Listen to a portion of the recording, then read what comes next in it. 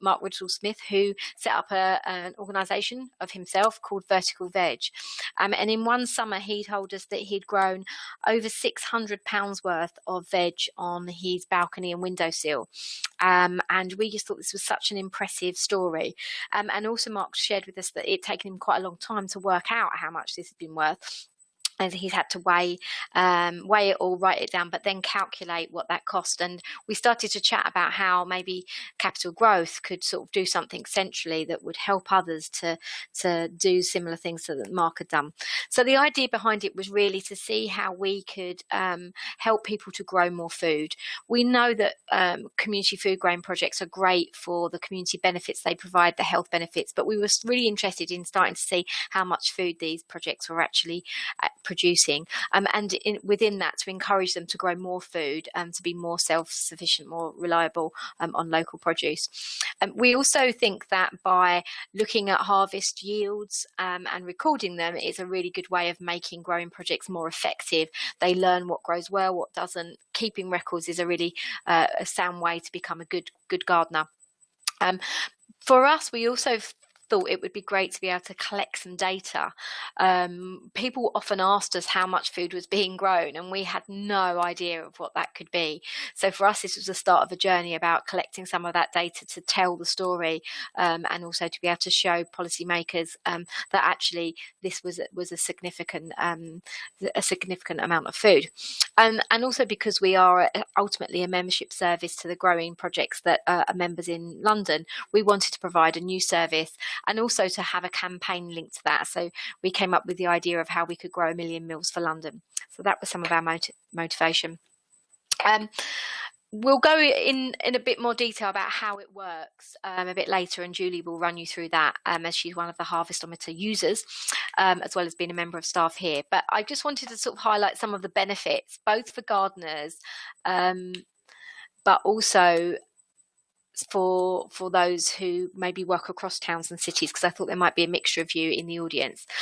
So the benefits for individual gardens and growers is really that this is a way to motivate your growers. If you start to see in pounds, as in financial pounds, not weight pounds, how much you're growing, then that can be really quite motivational.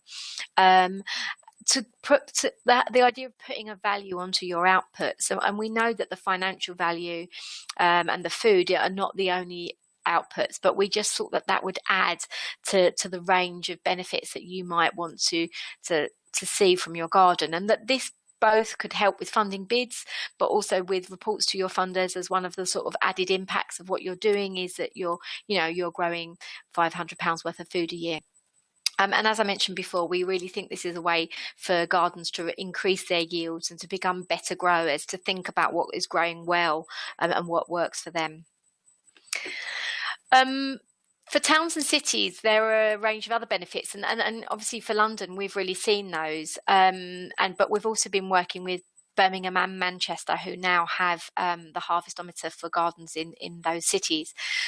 First of all, in order to register to use the Harvest-ometer, you need to put in the details of your garden. So for the towns and cities involved, they start to get an overview of what is going on within their area. It also can be used as a tool to engage those growing projects within what you're doing centrally, to get a sense of a collective movement. And obviously you're also collecting data for your city, so that you can use that within whatever context that you need to, but also just to see the progress of what is happening within your city. And also it can link to motivate and promote wider community involvement.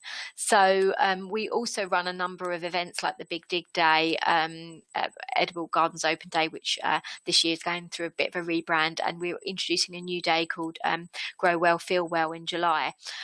So the platform that we've created to use the Harvest-ometer also provides a map of the gardens and a way for those gardens to take part in our days. Can you still hear me? Can you still hear me, Elise? Oh, you're muted. Okay. Yes, Julie, Sarah. Yeah. Can you hear me? Yeah, I can hear you fine. I think it was just one person who had a problem. Okay, so great. Hopefully they'll log back in. Okay, thanks. Okay. Every now and again, when you're doing this, you get a panic that you're talking to yourself. So we've just released our second report using the data that we've collected in London, and this is just of some of the headlines in a rather nice graphic that we've produced. So across the groups that used the Harvestometer in London during the first 2 years, together they provided 54,000 square meters of land that was growing food. They harvested about 40 tons of food. We equate that to about 502,000 meals, so just over 500,000 meals have been grown, and we count that as a contribution to a meal, so like a portion of fruit and veg, and we valued that at £288,000 worth of produce. And out of interest, we we basically went online and used Waitrose and other supermarket organic prices for comparison, because we felt that those high-end retail prices were equivalent of what you would grow in a garden. We know for many people they maybe buy their produce cheaper at a market that's been flown across the world or something, but we wanted to compare this with produce that was as near as we could.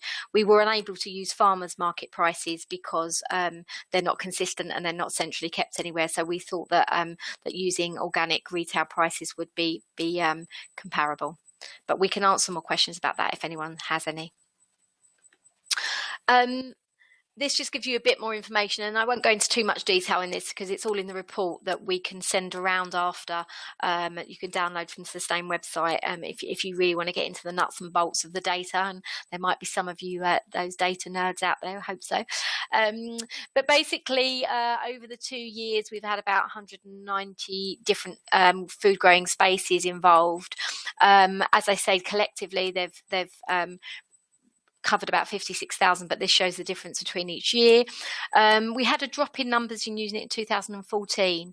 That was partly because in the first year we'd been really pushing it, and in the second year some spaces had dropped off. But new ones had joined, and actually the land covered by the spaces growing was about the same. What was really interesting for us was that the average productivity, or the average yield, I should say, per square metre was about the same for both years, and that shows us that because we're getting quite a large data set, that we're getting quite accurate data from our report. Again, this just shows you some information on who took part. Our network doesn't just include community gardens. It also includes schools, home growers, allotments, and what we call farms. So those are large growing spaces that are growing to sell. So, and this just shows you that actually the people taking part in this also reflected the network. So now we've got this huge set of data, we've been able to play around with it and to sort of come up with some interesting figures and just sort of look at trends across the network. So, for example, we've looked at what the top 10 veg that were being grown. Interestingly, and this graph this table looks at it by weight rather than value. Interestingly, fruit didn't feature in the top 10 at all, which we were quite surprised about. But at the top was salad leaves, and that made a lot of sense to us, partly because we encourage people to grow high value, quick growing crops such as salad. Squash and pumpkins are up there, probably due to their weights. Onions and courgettes, a little bit more surprising, but we all know that when a courgette plant does well, it does incredibly well. And sort of further down you start to get into some of your salad crops, which are obviously lighter by weight, but we also have that information by value as well. And we also wanted to show what this data meant and what the potential of the network was. And so we did some analysis of average yields by type of growing space, and we worked out that the Capital Growth Network in London could be growing at least 380 tonnes of produce, and we also valued that at just over £2 million. And so here this infographic shows just what that would mean. What is a 380 tonnes? Because we know that people aren't very au fait, but we don't buy our food by the tonne.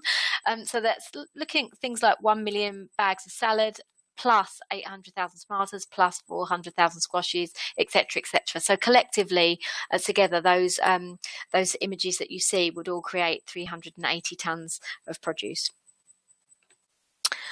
So this is the point where we are going to try to show you a short video, 90 seconds, that gives you a bit of a demonstration again of the value of the Harvestometer.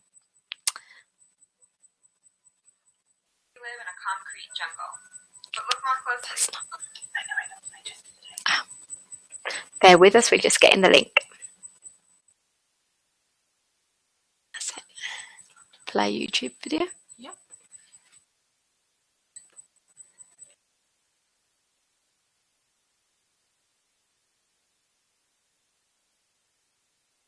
We live in a concrete jungle, but look more closely. Hidden amongst the high rise of pavement are small plots of land being used to grow food. Capital Growth supports over 2,000 schools, community groups, allotments, and back gardens who involve over 100,000 people in growing food together. Every day, fresh fruits and vegetables are harvested from 200 acres of land in London. These gardens help improve well-being and bring much-needed wildlife to our city. Just how much are these gardens growing? And how do we value and measure their contribution to our urban food system? The Harvestometer is our answer, an interactive online tool for growers to track their harvest yields by weight and financial value throughout the year and compare season to season. Enter half a kilo of salad into the Harvestometer. That's 11 pounds saved in the store. 2 kilos of leaf, another 5 quid worth of logs from your garden. This aggregate data is invaluable for influencing policy decision-making and showing the incredible financial value of these urban oases. Our prototype has proven its worth. We know the Harvestometer helps growers track their productivity, engage their communities, and demonstrate the value of their products to potential funders. Now, we want to improve it with more interactive features and an app so gardeners can enter data while out in their plot. Also want to expand what it measures and carbon savings and volunteer input. So how much food is grown in this concrete jungle? Help us find out more with the Harvestometer. Right, let me put back the slide. So I'm Julie, and I'm now going to tell you a little bit more about.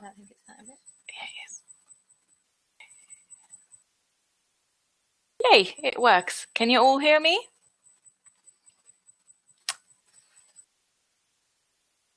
Brilliant, thank you. So as Sarah said, I work on the Capital Growth team, and I also manage Capital Growth allotment garden. So I am a user of the Harvestometer from both sides of things, which is quite interesting. So I'm going to talk you through how it works for gardens and also for towns and cities, and show you an example of actually what does that look like for each side. So how it works for garden, initially you've got a setup phase, then a collection of data, and then you enter those data. So in the setup phase, a town or a city or an organization in a town or a city will set up a page and take the lead. The garden will then join this page and then will be added to the map. Town, city, or leading organization will accept those gardens. Then the garden will record the harvested data with a scale or with amount. And to enter the data in the Harvestometer, they will log in into the member area, and then they will enter the data in a very easy to use form. The data is then stored year on year, day on day. You can download it as an Excel file and convert it into graphics, which there will be some anyway on there. So you can look at it year after year. You can look at it per crops, per pound, money pound, per weight pound, etc., etc. So if we look a little bit more, so as Sarah said earlier, when you use the Harvestometer, you also get a map that will show you all the gardens that are signing up. So this is an example of Great Manchester map where So the City has taken the lead on the project. So when gardens sign up to become part of the network and use the Harvestometer, the first thing that happens once they're accepted is that they appear on the map, so you can see what that looks like. So this is a typical map, and on the top right, you can see that gardens that are already on the map can log in to access a member area, or gardens that are willing to be on the map can join. So this is a very simple way of doing it. So this is once the garden get into the members area. So in there, you obviously have the Harvestometer on the right, which we'll talk a bit more about in a second, but you also have a lot of other information. So you've got the garden's details, so the person that's a contact, where the garden is located, etc., etc.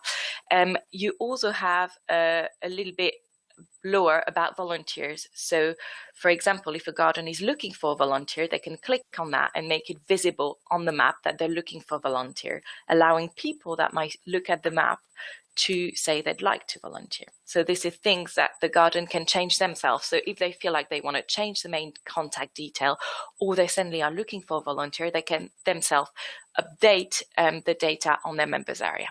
Now, if you look at the Harvestometer, so this is again an example for Manchester, and the top bottom right, you can see the contact is so the city. And if the garden now clicks on the Harvestometer, this is what they will have. So on the top, the colored square, you have the different vegetable, so per letter, but also especially salad, because we found out, as you've heard earlier, that salad's a very, very good crop to grow. And so we've separated different kind of salad to make it more interesting for people to enter it. We also have fruits, and we have others. And in other, we have herbs, we have eggs, and we have honey. And I think jam as well, just because we thought it was quite interesting to have these separated. And then you can click on the vegetable, which will lead you in the page we'll see in a minute. And at any time on the right, you can access a graphic that will show you the evolution of your harvest throughout the year, but also download the data. And you can also see underneath that how much you've grown so far in the current growing year. So here we have 18 pounds and 5.2 kilogram, but we'll look at a garden I'm managing in a minute. So once you've chosen your vegetable, so for example, here we're looking at someone that has picked onion, you can either, and that is the best way, weigh your produce. So here is 255 grams, or you can say that many onions. So we have worked out the average weight of each vegetable that's on there. And for example, for carrots, we've separated big carrots and small carrots just because they are quite varying in weight. But ideally, people will kind of be able to weigh their produce. So you put that down, you put the date in there, which means you can record the data in your garden on a bit of paper, and then once a month or once a week, backdate it into the Harvestometer. So it doesn't need to be done every day. And then you will save it, and you get a graphic. So this is a real graphic of the garden I managed in 2015. And so you can see on the bottom line, the total that's been harvested in kilogram, the money that is been worth, so we call it saved money, because indeed I didn't spend it on buying that food, and the number of meals produced. As Sarah said, this is one portion of fruit or vegetable, which is, I believe, 80 grams. So this is per week, but on the top there, you have the 4 filters, which could be per week, but also per month, and I think per day. You can do it by weight, but also per value, or I can't remember sorry, we're looking at the questions at the same time. Sorry, I'll stop looking at the question, and Sarah will know them and will answer them later. And also you can pick per produce. So I could look at how much salad I've been growing this year and find out that actually my salad growing best time of the year is May and June and October, November, for example. So there's a lot of things you can play with this graph. And on the top right, you can look at different growing seasons. So once you've had a couple of seasons using the Harvestometer, you really have a way to look back and potentially find out which produce are more useful. Are you still getting me correctly? A few people are saying they don't hear me very well. Can you just type yes if you hear me okay? All okay. Okay, excellent. Sorry, just checking. Thank you. Brilliant. Thank you very much. Oh, everyone's really on it. That's great. Just Lucy might have a problem. Yeah. Sorry. Maybe Elisa can have a look at what's happening with Lucy, but for everyone else, that's great. So this is the graphic you'll get. So that's an example, and as I said, you can really play with it and compare to years before. So now we've been using it for that's our 3rd year, and it's been pretty successful, and we're looking at what we might be doing next. So we've just done a new report, and it'll be available to download, and we can also share with you the link, which we will at the end of the webinar. We'll send everyone the link so you can have a look at it, and then you have more details on the top 10 vegetable, how we've done it, the methodology, etc., etc. Obviously, we want to share the result as much as possible with everyone, and possibly engage other cities. We're already working with Birmingham and Manchester, so they're both using the Harvestometer, but they also take part in a few of our days, and the feedback generally is extremely good, so it's quite exciting for us. We're also looking at pimping a little bit the Harvestometer and adding other value like carbon saving, because if you think of, for example, you're growing a cabbage, well, you won't be transporting it from the shop to your door, potentially much less, and you will probably put less input in terms of chemical fertilizer. So there is definitely a carbon value here that's been saved compared to if you were to buy this vegetable in a shop. And we're also looking at the carbon saving related to the land that is used for growing instead of doing something else. So we're looking at it at the moment, and we're hoping to launch something hopefully this year. And as you've seen in a little movie we've been showing you, we're also looking at developing an app, which means that when you're in the garden, hopefully, like if you're like me, I keep taking ridiculous pictures of my vegetables. So I think any grower will have their phone in the garden and they'll take pictures. And if there were an app where you could straight away enter your data instead of writing them on paper and then entering them via a computer, we think it would be even better. So we're looking at that as well at the moment. So how does it work for town and city? So as I said earlier, you need to partner with a local organization which will take on the lead, and the garden will then register, and this local organization will approve the garden. So again, it gives the local organization a view of all the garden that are joining and an ability to contact them regularly.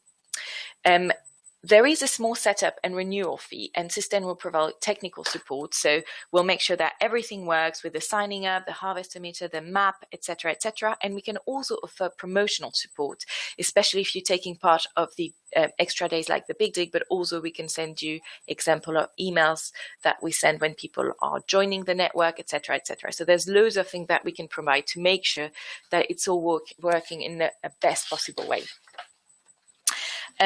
We're writing down all the questions, so don't worry, I'm not answering them now, but we will in a minute. And we have the optional extras, which are, for example, the Big Dig, the Grow Well, Feel Well Day, Harvest Feast, and they're all themed, and we can provide extra support if you're trying to run those events. We think they're really, really good because they really make the different garden part of the network, and it creates like a kind of feeling of a group. So that's been working well in London. Not all of the garden take part here, but those who do get a lot out of it. So this is a good thing to do if you can. So what does this all mean for you? I'm going to pass it on to Sarah. Hi, me again. Okay, so yeah, just in summary, really, I mean, there is, as we keep plugging the report, if you want to read more detail, but we've got this opportunity to bring the report to life a little bit. I think for us, what we've been finding really is that putting a value on food growing is really helpful, and using the value of that food or the weight of the food is a really good indicator. Not the only benefit of growing food, but a really solid one that people can just understand. And I think that's particularly why we chose to put it into pounds. And money talks, fortunately or unfortunately. And so that's been a real, we've seen really the benefit of that. And that measuring makes a difference, that we do know that, you know, people want to see those numbers. And this tool enables people to do that. And that we want to be able to use it to influence policymakers and funders, and to get a wider perspective of value for in your city. I mean, I think the other interesting thing for us that we've been looking at is what support is needed for growers to reach their potential. So while we've got average yields, we've seen a real variation between sort of gardens across the network. So what support could we give to gardens to make them produce at higher yields? And we've also done some work. We did a pilot called Grow More Food, where we gave people certain materials, we gave them training, and we gave them a sort of toolkit to enable them to grow more food. And indicative results of that showed that it did help to make a difference. So we do know some of the things that we could use to help growers to reach that potential. I suppose the other thing, just to add to this, and we will come back and answer some of those questions, is, you know, we'd really like to get more people involved in using the Harvestometer, get more cities, more towns, more gardens using it, and to see collectively how we can really start to use this data to tell the stories of our gardens, and to get people on board. So we're happy to take questions. We're happy to talk to people individually about, you know, how it might work in their town or city, and yeah, here's some of our information there, so you can email myself or Julie. One of the things that I would say in answers to some of the questions that have already come up is the way that we've set things up is oh, hello, Lucy's back. Hey. One of the general questions about how this works is, at the moment we've set it up in a way where a lead organisation has to take charge for their area. And the reason that we've done that is because so far we've managed to achieve this we've managed to roll this out to other cities without getting any sort of grant or funding. So the city themselves have paid us a small registration fee to do the technical work, but then they do the administration. Of registering the gardens, because we're not currently funded to do that. And also we felt that it was more appropriate for that to be done locally. So at the moment, in order for a garden to be able to benefit from the Harvestometer, you would need an organisation that was willing to take the lead for your particular area. That's not to say that in the future it might not work slightly differently, and that's part of the work we're doing, is just to look at and identify what demand there is to use this tool, and to see if there are individual gardens in lots of different places, how that we might set up a system. So just because you can't be included at the moment, don't lose hope. Do let us know if you are interested or would be interested if it was open to you, because that is something that we'll be looking at in the future. But other than that, I just want to say thank you. I mean, there's a few questions. Should we go ahead and answer the questions now?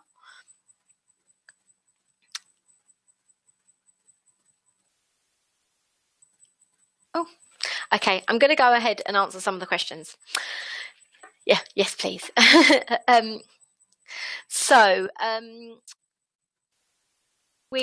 One of the questions was about retrospective entry of data. People can enter, I think, for the last year, but I think Anthony had asked about 3 years back. And we can't, because of technical reasons, which I don't fully understand, you can't enter. There has to be a cut-off point for entering data retrospectively. I mean, I think mainly that's because we hive off the data and then we analyse it. And if people then are adding to that data, then of course then that would start to skew things slightly. Someone asked about whether this tool can be used to help people price their produce for growing to sell. Totally. I mean, some people that grow at small scale have used it as an indication of what they will charge people for their produce. I would say that if you're growing at scale, then maybe not, because you'd probably be looking at slightly reduced wholesale prices. But definitely, if you're doing more sort of surplus grow to sell, I'd also say that we've also produced another document called Growing Enterprise Guidelines, and that's just it's just about to be released this week as well. So if you are interested in that, I would suggest that you sign up to the Capital Growth mailing list, because that's where we send a lot of our publications out through. But maybe we could also send it out through the Sustainable Food Cities Network. I think there was some questions just come through about the weight of some vegetables. Yeah, I mean, when you say the weight, so I think someone said the weight skews it. What, I mean, can I just ask what you mean by that? Because it doesn't, I mean, it only skews, we also calculate it by value. The weight of food is the weight of food. So, and a portion of veg is a portion of veg. And we also present it by financial value as well. So I'm not quite sure. You know, obviously people grow squashes and they're heavy, but they grow less of them. So if they were growing salad in that particular, you know, location, or other vegetables, then it would. But yeah, totally. I mean, you know, I suppose it depends on what you mean by skews it. I don't quite understand that. If you could explain. Yeah. So I think that some of the other questions were about There was one here that I just saw that I thought Julie might be able to answer. Oh, it's about, yeah, I mean, in terms of little quantities of valuable products, yeah, and that's totally, I mean, in a sense, that's why we chose to look at things by value rather than just by weight, because we were aware that if you just look at the weight of things across the city, you're not getting the true sense of value. So I think that's where the Harvestometer actually comes into its own, is when you're looking at sort of things that weigh much less, particularly herbs, which are, you know, if you buy herbs from the supermarket, I don't know why anyone would do that, but they're incredibly expensive. So you're essentially saving quite a lot of money or generating that as income. There are lots of produce that, of course, we aren't able to put onto the Harvestometer. I think there's about 60 common used veg, but we can't do heritage varieties and some of the stuff that is very niche. But there are things on there that are comparable. So Julie, I was going to ask Julie to answer the question about scales in a minute, because she's much more of a practical user than me. Someone's just asked what they would need to do if they wanted the Harvestometer to be used across the whole of County Durham. Basically, just get in touch and have a chat with us about, you know, what organisation we could work in partnership with to get that set up, who would have the capacity locally to just manage the setup of that.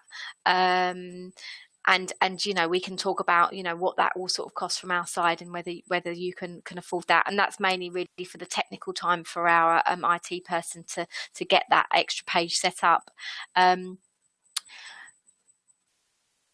So when you say, so Annick's asking, what kind of individual project cost would it incur to join? Are you saying is that for an individual garden, Annick? I would say that if it is for an individual garden, obviously at the moment we haven't got the capacity for an individual garden to just sign up. But that's why it'd be really useful to hear from lots of individual gardens who were interested in signing up, because if we had a critical mass of those, if you had an individual, I think Annick's replied to say no, individual community project. If we know that there are a sufficient number of individual community projects that wish to join up, then we can look at how we might work and how we might do that technically. So I suppose this is the start of our journey in assessing what the interest and the need would be, and how we might fund that, whether that be sort of an individual charge, or whether that would be us trying to get some grant funding to do that. Okay, Lucy, you say you think that. Oh.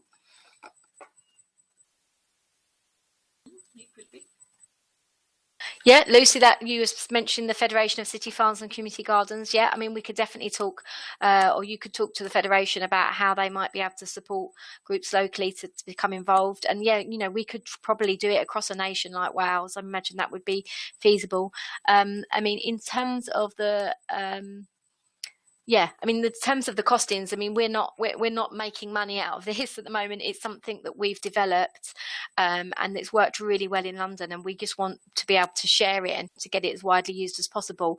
All we're looking to do is cover the costs of our staff time to get involved in the setup, and so, you know, it costs a few days of staff time. So we're looking at no more than like £1,000, and you know, in some cases we're able to reduce that if we can do certain sort of trade on time versus money. So yeah, we can work that out. Any other questions that we've missed? Someone asked a question about scales. I'm going to pass over to Julie to answer that. Hello. As a regular user of the Harvestometer, I think digital scales are a little bit fiddly because they tend to, the battery runs out and I never have an extra battery. What I think are the best is basically the mechanical kitchen scales, which cost about £10 and will never need a replacement battery. That works really, really well. And I also have a luggage hanging scale, which cost a little bit more, but it's very good for heavy items, squashes, as we talked about, but potatoes. So yeah, I've got a very simple kitchen scale that goes up to 3 kilogram, and it can weigh very light things as well. So that's good for herbs. And then a much more heavy duty scale, the luggage type of scale that weighs really heavy things. Someone mentioned that we could have an indicator to how many people would it feed it was if we register in 5 a day things, which I think is an excellent idea. We haven't thought about that, and I like it a lot. So I think we'll definitely be looking into this. I mean, anything like that make it look a little bit more understandable, because we're getting to very, very big numbers. We're looking at using to an extent. Someone is also asking if then outside a sustainable food area. I think from our point of view, as long as there's a local lead organization that can take, if you will, ownership of an area, then any garden in that area could join. Basically, that's the way it works at the moment. But as Sarah said, if we have a number of individual gardens in an area that are looking to join, we can look at other ways to make it work. Someone's asking about Liverpool, so yeah, totally. We're setting up a growers. So there's Lucy said that they're setting up a growers network in Liverpool, and that completely could be a lead organization. There's no specific definition of a lead organization. It's an organization that is organized and that can have someone who looks after the map, who will be able to accept the garden as they sign in, and you can be, anything, but really we're open. I'll pass it back to Sarah.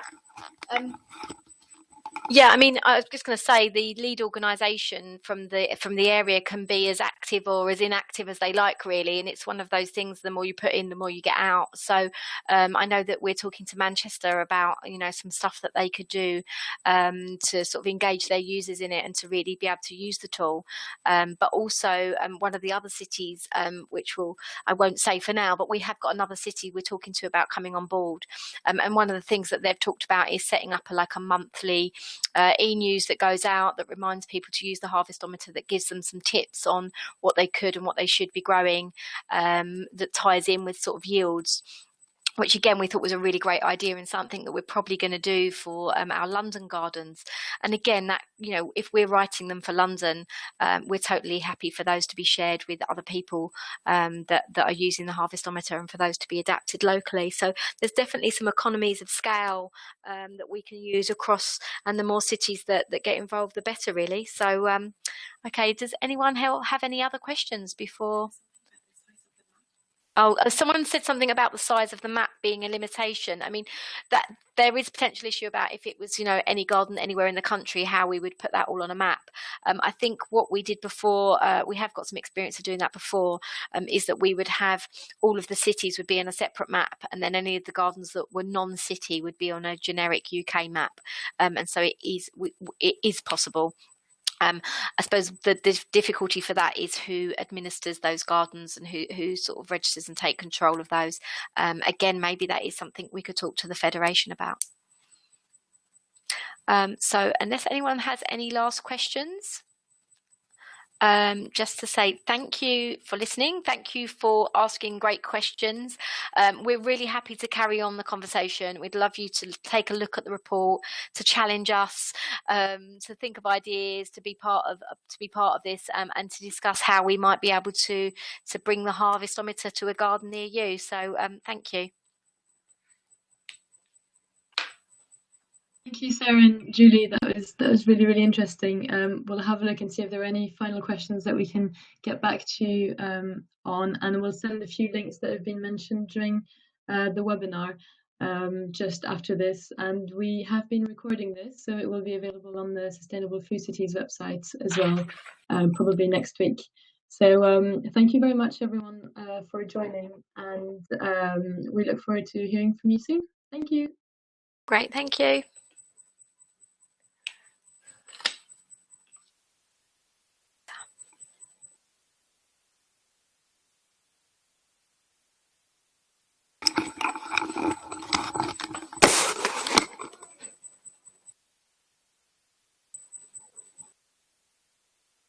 Amber Wheeler, University of where? Wales.